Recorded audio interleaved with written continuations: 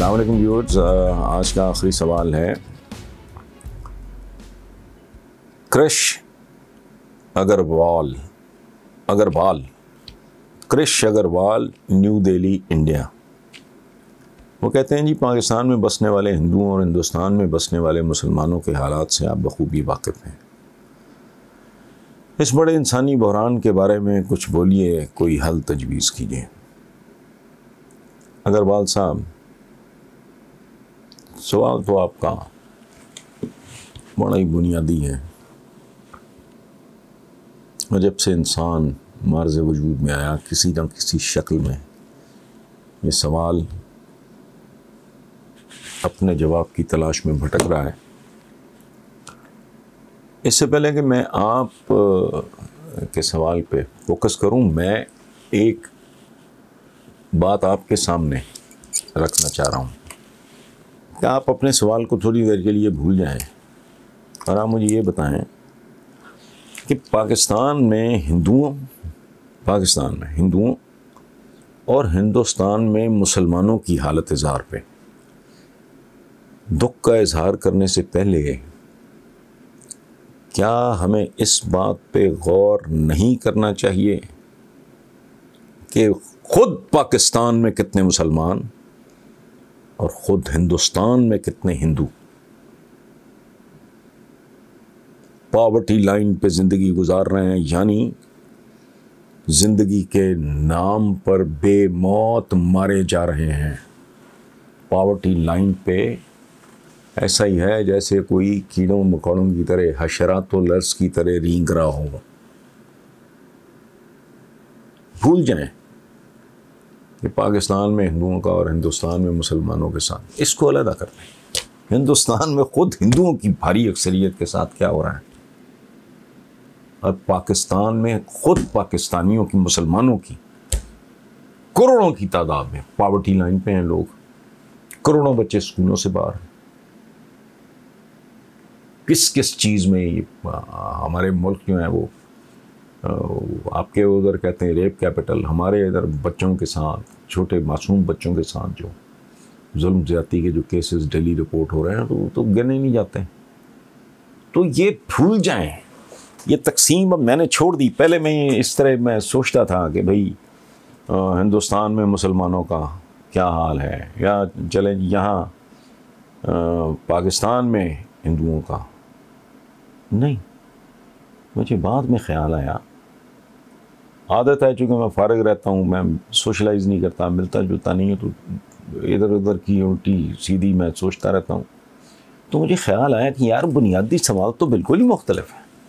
हिंदुस्तान में हिंदुओं का क्या हाल है, यहाँ से शुरू करो, और पाकिस्तान में आम पाकिस्तानियों के साथ क्या हो रहा है, यहाँ से शुरू करो। मेरा ख्याल है सारे सवालों के जवाब मिल जाएंगे हमें। मेरा ख्याल है कुदरत ने राइट ऑफ कर दिया। Doctor Javed Iqbal, Toronto, Canada. बहुत लंबा सवाल है उनका, तो मैं बिल्कुल उसकी समरी के जो 15 साल से वो कनाडा में हैं, डॉक्टर हैं। वो कहते हैं कि मैं बहुत कुड़ता हूँ, और दुख इस बात पे होता है कि पाकिस्तान में चंद गिनती के, चंद भी नहीं, लोग हैं जो लोगों में कुछ शऊर, कोई एहसास ज़िम्मेदारी और इंसानियत साजी या इंसान साजी वगैरह का एहसास दिलाने की कोशिश कर रहे हैं। तो इसके अलावा तो वहाँ को बात ही नहीं करता इस तरह की। तो डॉक्टर जावेद इकबाल साहब, बात तो आपने जो की है वो 100% दुरुस्त है, इसमें तो कोई दो राय हो नहीं सकती। एक बात मैं आपकी खिदमत में अर्ज़ करना चाह रहा हूँ कि मैं बहुत कम उम्री में, मैं आई वॉज़ नॉट इवन 40, जब से मेरा ना इसी तरह की सोच के ना मेरा हाई ब्लड प्रेशर आज तक मेरी जान नहीं छूटी। ठीक है, सुबह पहली चीज़ जो मैं उठते ही कॉनकोर है एक नीली सी दवाई वो खाता हूँ। ये तो आप भी ना इसको अपना मसला ना बनाएं, जो आप बनाएं। अब आपने जो लिखा है कि इससे भी ज़्यादा परेशानी इस बात की है कि गिनती के चंद लोगों के अलावा आवाम को शोर, ये कुछ नहीं। प्लीज़ आप चले गए एक अच्छी महज़ब इंसानी माशरे में, तो आप ना कुड़ा करें, आपकी ज़िंदगी आपकी फैमिली के लिए, कुछ और लोगों के लिए, आपके बच्चों के लिए बहुत कीमती होगी। तो एक बुनियादी बात आप सुन लें, वो ये है कि जिन लोगों का सर सैयद अहमद ख़ान और अल्लामा इकबाल जैसे कुछ ना बिगाड़ सके, तो बाकी क्या बिगाड़ लेंगे जी। आपने कहा है गिनती के चंद लोग हैं, अच्छा गिनती के चंद लोग हैं जी, ओके, तो 500 भी हो जाएंगे तो क्या हो जाएगा। मसला है डीएनए का। आप तो डॉक्टर हैं, अगली बार कुरे देंगे तो मैं शायद खोल के ही बयान कर दूं, जिसकी तफसील में अगर मैं जाऊं ना तो बहुत से लोगों को बहुत मरोड़ उठेंगे। डीएनए का मसला है, ये ठीक होने वाला केस है ही नहीं, और अगर होना है तो वो मुझे इसलिए होता दिखाई नहीं दे रहा कि इसके लिए बड़ा मर्द अहम चाहिए कोई। ये जिस तरह के हमारे हैं लगे फिरते हैं, ये कानूनी मुशगाफियाँ और आइन है, कानून है, अदालतें हैं, फलाना है, टमकाना है, इनके होते हुए जो कुछ हो रहा है वो कोई नई बात नहीं है।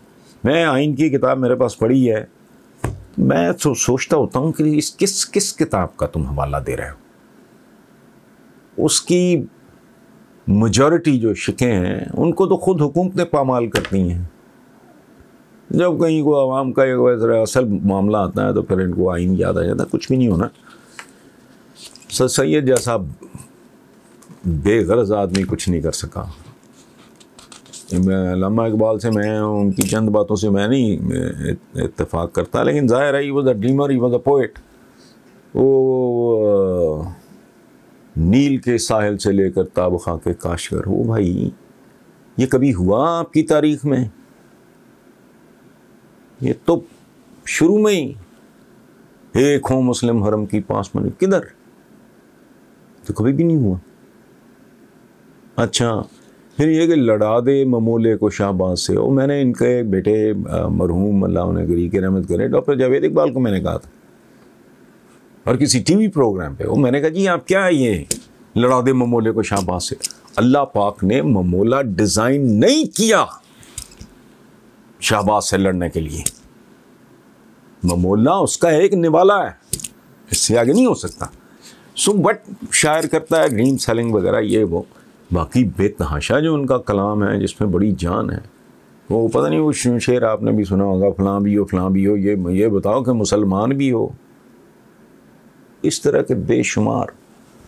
तो मामला कुछ और है, आप डॉक्टर हैं, मैंने तो एक हिंट दिया आपको, इस पे गौर करें कि सब कॉन्टिनेंट आज क्या है, पाकिस्तान है, हिंदुस्तान है, बांग्लादेश, इसमें टोटल मुसलमानों की आबादी, आप मुझे बताएं कि ये जो 65-66 पता नहीं कितने करोड़ होगा कलमा गो जिसे हम कहते हैं, खुद भी कहलाते हैं, मुझे बताएं इनमें से सेंट्रल एशियन ओरिजिन के कितने लोग हैं, अरब ओरिजिन के कितने लोग हैं, और अफ़गान ओरिजिन के कितने लोग हैं, ईरानियंस कितने, वो जो बाकी हैं वो कहाँ से आए, इसकी खोज लगाएं। वो फिर बोलता है जहाँ से आया होता है वहाँ का खमीर बोलता है। Thank you very much.